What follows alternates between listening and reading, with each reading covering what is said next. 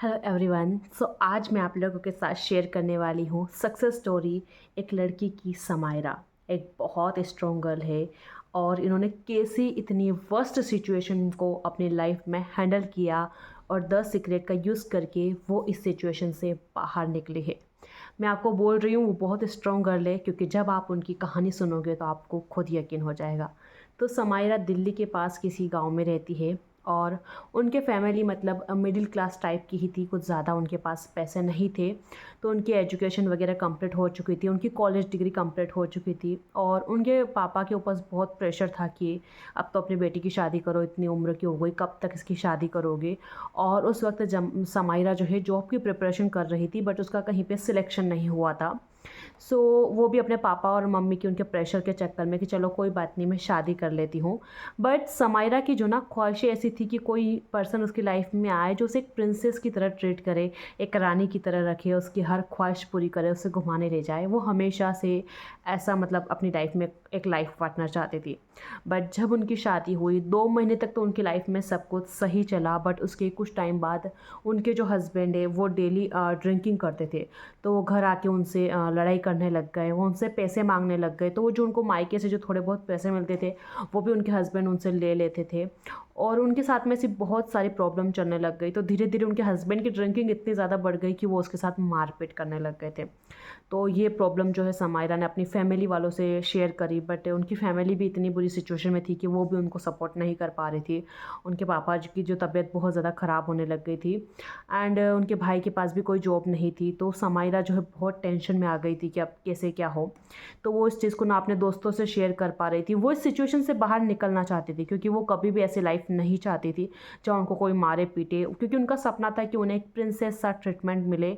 तो इस सिचुएशन से उन्हें बाहर निकलने का कोई तरीका समझ नहीं आ पा रहा था। बट फिर भी वो थोड़ा बहुत, जब 4-5 महीने उन्होंने ये सब सारी चीज़ें झेली, तो वो एक दिन उन्होंने बैठ के सोचा कि क्या मैंने ऐसी लाइफ चाहिए अपने आप के साथ। मैं तो कभी भी ऐसी लाइफ नहीं चाहती थी। और एक दिन वो अपने दोस्तों के साथ बाहर गई और थोड़ा उनके साथ घूम फिर कर उसे अच्छा लगा। ऐसा उसने अपने दोस्तों के साथ 2-3 बार बाहर गई और उससे अच्छा लगा। फिर धीरे धीरे उसने अपने एक बेस्ट फ्रेंड के साथ ये सब कुछ शेयर किया, अपने 2-3 दोस्तों के साथ, कि मैं ऐसी बुरी सिचुएशन से गुजर रही हूँ, बट मेरे पास हिम्मत नहीं है कि मैं इस बुरी चीज़ से कैसे बाहर निकलूँ। मेरी फैमिली भी अभी अच्छी सिचुएशन में नहीं है और मैं उनको भी कोई सदमा नहीं देना चाहती हूँ। तो फिर उनके एक फ्रेंड ने उन्हें द सीक्रेट बुक सजेस्ट करी कि तू इसको पढ़, तो इसको यूज़ कर। फिर एक दिन समायरा ने बैठ के रात को यूट्यूब पे द सीक्रेट मूवी देखी और उसके बाद उन्हें बहुत कुछ समझ आने लगा कि जो कुछ उनके साथ हो रहा है कहीं ना कहीं उनके पुराने थॉट्स की वजह से उनकी लाइफ में मैनिफेस्ट हुआ। उस दिन समायरा ने अपने आप में ये जिद पकड़ ली कि मैं अब अपनी ज़िंदगी को चेंज करूँगी, क्योंकि उन्हें द सीक्रेट का कॉन्सेप्ट बहुत अच्छा लगा। उसके बाद उन्होंने अपने लिए मार्केट जाकर एक द सीक्रेट बुक भी खरीदी और धीरे धीरे वो इसके प्रैक्टिस करने लगे। उन्होंने ग्रेटिट्यूड प्रैक्टिस किया और इस रिलेशनशिप में वो खुश नहीं थी, वो अपने हस्बैंड के साथ बिल्कुल भी खुश नहीं थी। तो ऐसा नहीं कि वो रिलेशनशिप को इम्प्रूव नहीं कर रही थी, उसने अपने आप को इस टॉक्सिक रिलेशनशिप से बाहर निकालना चाहा लॉ ऑफ अट्रैक्शन का यूज़ करके। तो सबसे पहले समायरा ने मैनिफेस्ट करी द सीक्रेट का यूज़ करके एक जॉब। उन्होंने एक प्राइवेट कंपनी में जॉब करना स्टार्ट किया, जहाँ उनकी स्टार्टिंग सैलरी ज़्यादा नहीं थी, 20,000 पर मंथ ही थी।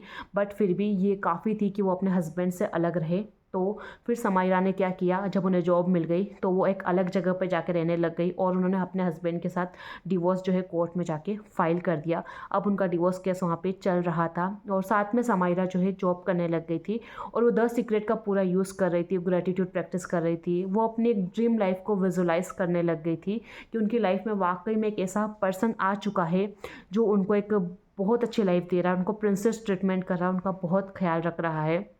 और समायरा ने अपने आप को इस नेगेटिव सिचुएशन से बाहर निकालने के लिए होपोनोपो की प्रैक्टिस करी। सेल्फ लव को उन्होंने बहुत बहुत ज़्यादा हाई किया और किसी तरह वो इस नेगेटिव सिचुएशन से बाहर निकल गई। उनका उनके हस्बैंड के साथ डिवोर्स हो चुका था और अब उनकी सैलरी में भी थोड़ा इंक्रीमेंट हो गया था। और उसके बाद उन्होंने कुछ टाइम बाद अपनी जॉब को भी स्विच कर लिया और उन्हें बेटर पैकेज मिला। उसके बाद उन्होंने अपनी फैमिली को भी सपोर्ट किया, उन्हें भी फाइनेंशियली हेल्प करी और इस तरह समायरा अपनी एक बेहतरीन ज़िंदगी थोड़ी जीने लग गई थी।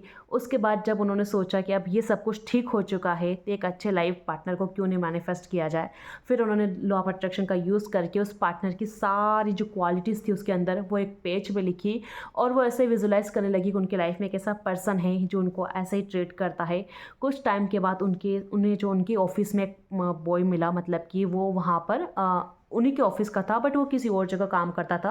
उनका ऑफिस 2-3 जगह पे था और उसको उस वाले जो है वहाँ पे शिफ्ट कर दिया था, अपार्टमेंट में शिफ्ट कर दिया था।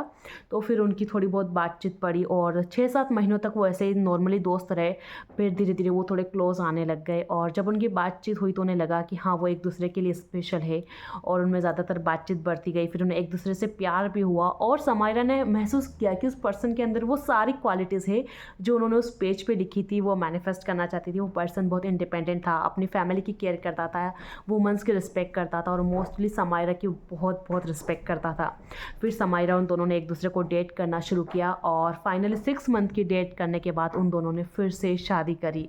और उन्होंने यहाँ ये तक शेयर किया कि आफ्टर मैरिज वो पर्सन उन्हें पूरी तरह से एक प्रिंसेस की तरह ही रखता है, जैसे वो विजुअलाइज करती थी बिल्कुल वैसे। अब उनकी लाइफ बिल्कुल परफेक्ट चल रही है, उनके भाई को भी जॉब मिल चुकी है और उनके पापा की तबीयत में बहुत ज़्यादा सुधार हुआ है और समायरा उन्हें पूरी तरह से फाइनेंशियली अच्छी तरीके से हेल्प कर रही है और दोनों हस्बैंड वाइफ एक बहुत अच्छी जगह पे साथ में खुश रह रहे हैं। तो गाइज़, आपको समायरा की स्टोरी कैसी लगी मुझे कमेंट सेक्शन में ज़रूर बताएंगे। मुझे बहुत अच्छी लगी, बहुत स्ट्रॉन्ग गर्ल है। बहुत मुश्किल होता है ऐसे हालात में खुद के साथ खड़े रहना, खुद के लिए लड़ना कि हाँ, मैं सब कुछ सुधार कर पाऊँगी। ये बहुत बहुत बड़ी बात है, ऐसी वर्स्ट सिचुएशन से बाहर निकालना। So Samaira, all the very best for your future and thank you so much इस कहानी को शेयर करने के लिए। सो आई होप गाइज़, इस कहानी से आपको भी बहुत कुछ सीखने को मिला होगा। अगर समायरा इतनी बुरी सिचुएशन से बाहर आ सकती है तो आप भी लॉ ऑफ अट्रैक्शन का यूज़ करके कुछ भी हासिल कर सकते हो। तो हार मत मानो, अभी भी बहुत वक्त है। आज ही उठो, अपने लिए एक्शन लो, अपने लिए काम करो, अपनी लाइफ को बेटर बनाने के लिए काम करो। Thank you so much guys for watching. मिलेंगे नेक्स्ट वीडियो में, तब तक के लिए bye bye, take care, thank you.